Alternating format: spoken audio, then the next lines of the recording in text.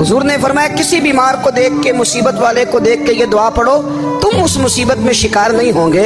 बरेली शरीफ के दाएं बाएं ताउन का मर्ज फैल गया तो आला हज़रत फरमाते हैं मेरे मुंह में भी कुछ गिल्टियां निकल आईं। तो बाज़ लोगों ने कहा शायद आपको भी ताउन हो गया है। आला हज़रत रहमतुल्लाह अलैह फरमाते हैं जो सबसे बेहतरीन तबीब था वो लाया गया, उसने मेरा मुंह देख के, गिल्टियां देख के कहा खो आपको तो ताउन का मर्ज हो गया है। तो आला हज़रत फरमाने लगे मुझे सारी बीमारियां लग सकती हैं, ये नहीं लग सकती।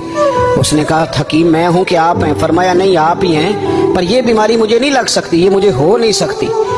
उसने इसरार किया तो आला हज़रत रहमतुल्लाह ताला अलैह उसको कहने लगे मियाँ तू जो मर्जी कर लेकिन मुझे ताउन का मर्ज नहीं हो सकता, ये बात तय है।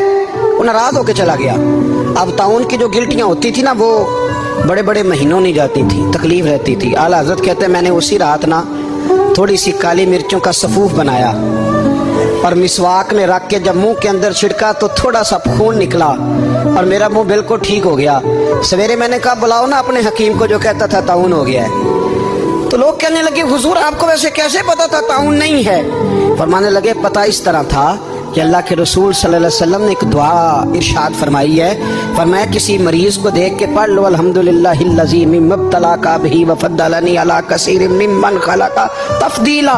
हुजूर ने फरमाया किसी बीमार को देख के, मुसीबत वाले को देख के ये दुआ पढ़ो, तुम उस मुसीबत में शिकार नहीं होंगे।